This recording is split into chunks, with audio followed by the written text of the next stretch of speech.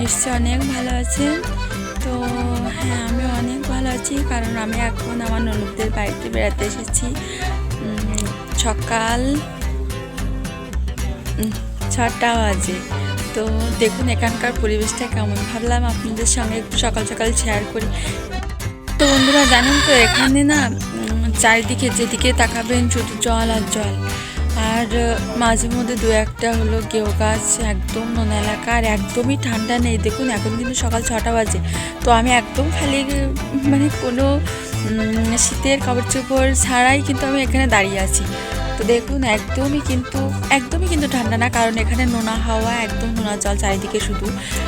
তো দেখতে থাকুন বন্ধুরা, আপনাদের সঙ্গে শেয়ার করব সবটা, সারাদিন কী করব, আর তারপর আমরা বাড়িতে যাব। তো সবটা আপনাদের সঙ্গে শেয়ার করব বন্ধুরা, দেখতে থাকুন, পাশে থাকুন। তো আসুন বন্ধুরা, আপনাদেরকে বাড়িটা একটু ঘুরে ঘুরে দেখাই। এই যে বন্ধুরা, এটা কিন্তু দিদিদের ঠাকুর ঘর। এই যে এই দেখ,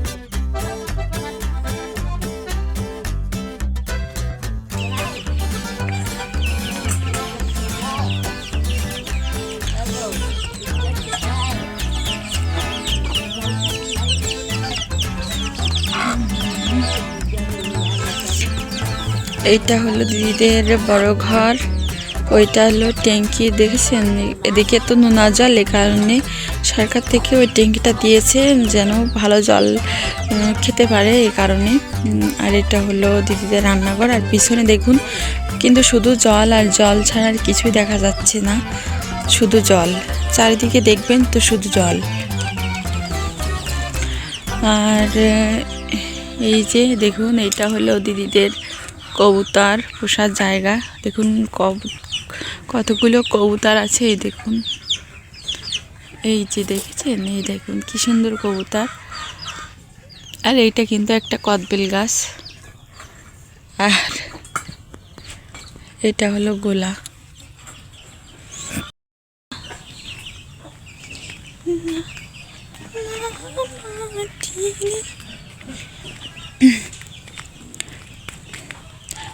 আর এ দেখুন, এখানে টিউবওয়েলটা ছিল, আর এখানে হলো ফিল্টার করা ছিল। এটা হলো ফিল্টার।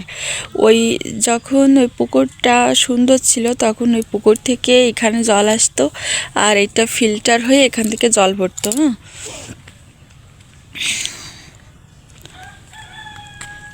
তো এই হলো দিদিদের আরেকটা মন্দির। এই যে ওখানে, ওটা হলো মায়ের মন্দির, মা কালীর প্রতিমা আছে। আর এইটা হলো মা মনসা দেবীর মন্দির। তো দেখুন এখানে কিন্তু মা মনসার মূর্তি আছে। তো এখানে মা মনসা পূজা হয়। দুইটা মন্দির, বাড়ির দিকে একটা আর এই পাশে আরেকটা। এই হলো, দাঁড়ান আমি একটু দূর থেকে দেখাচ্ছি।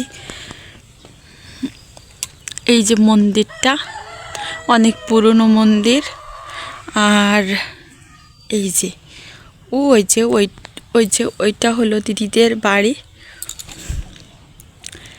আর এটা হলো দিদিদের পুরনো বাড়ি, মানে পুরনো সরি, এটা হলো নতুন বাড়ি, মানে পরে এসে করেছে। আর দিদিদের পুরনো বাড়ি, চলুন সেটা দেখি আসি।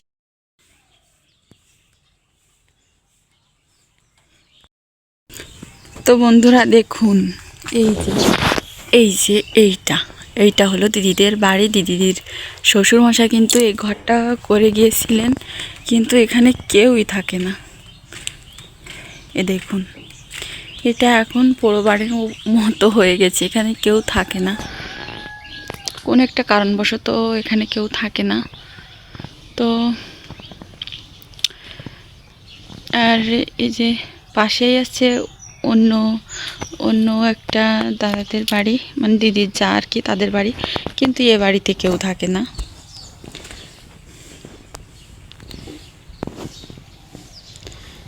তো বন্ধুরা চলুন যাওয়া যাক, অন্য কিছু দেখি। তুমি কোথায় যাচ্ছ?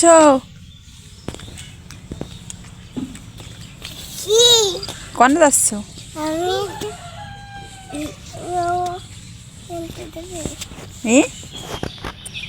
এ কাকে বাড়ি আছো তুমি? কাকে বাড়ি?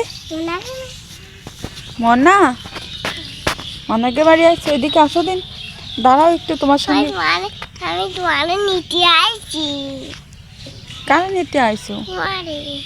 মনারে? আমারে? হ্যাঁ। কোনে নিতে আইছো?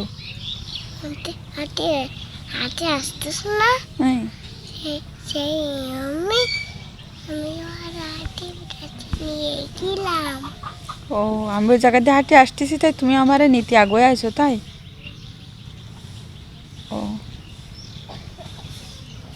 তো শোনো, তুমি আজকে কি বাড়ি যাবা নাকি থাকবা নি? থাকবা? তোমাকে আম্মা, আম্মা কি করবো? থাকবা নে? হ্যাঁ থাকবা? হ্যাঁ। তুমি রাত্রি কান্না করছিলে কেন? হ্যাঁ, কানছিলে কেন রাত্রি? আমি কম পারবো তাই।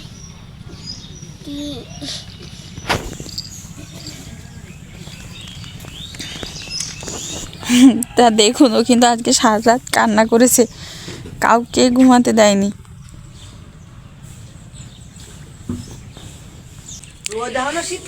তো বন্ধুরা, আপনাদেরকে ঘরের ভিতরে একটু দেখাই। এই দেখুন, ওখানে তো দুটো মন্দির দেখে আসলেন তো, আর এই দেখুন ঘরের ভিতরে অনেকগুলো ছবি আছে তো, ঠাকুরের ছবি। এই কারণে দেখুন আমাদের দাদা বাবু কিন্তু এই দেখুন এখানেও কিন্তু পূজা করেন। এই দেখুন ঠাকুরকে খাইয়ে দেয়, চিনি দেয়, বাতাসা দেয়। এ দেখুন।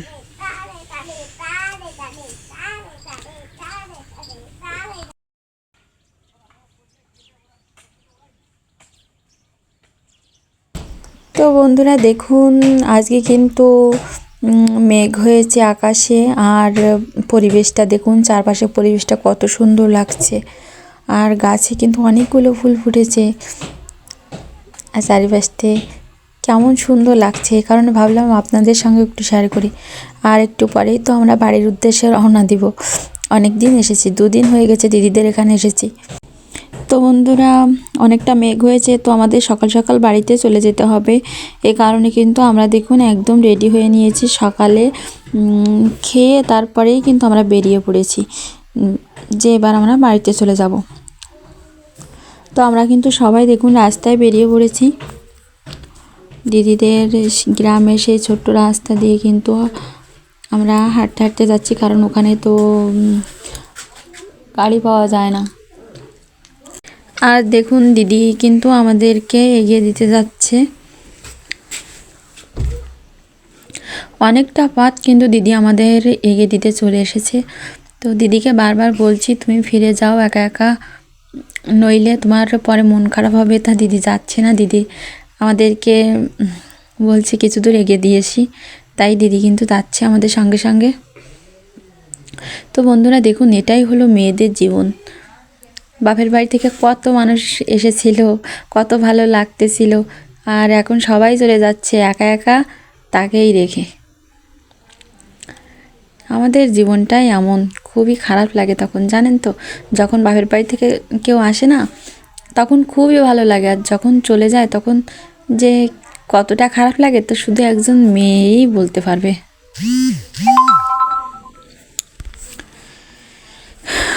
তো বন্ধুরা দেখুন, আমরা কিন্তু দিদিদের সেই ভাঙাচোরা ছোট্ট সেই ইটের রাস্তা দিয়ে হাঁটতে হাঁটতে যাচ্ছি, কারণ এখানে গাড়ি পাওয়া যায় না, গাড়ি আসে না। তো আমাদেরকে অনেকটা পথ হাঁটতে হবে।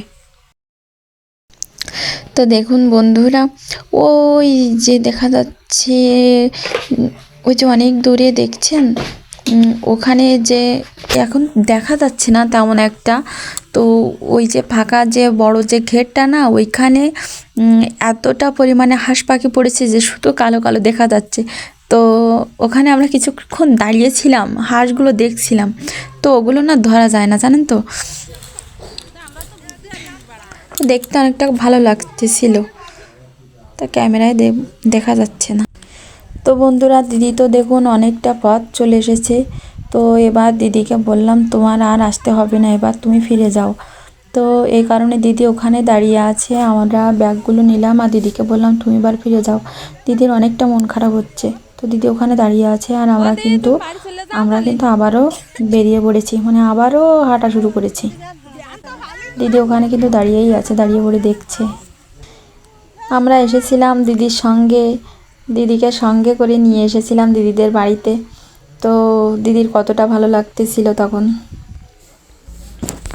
দুদিন দিদিদের বাড়িটা একদম খুবই জমজমাট ছিল, আর এখন একদমই ঠান্ডা হয়ে যাবে, কেউ নেই।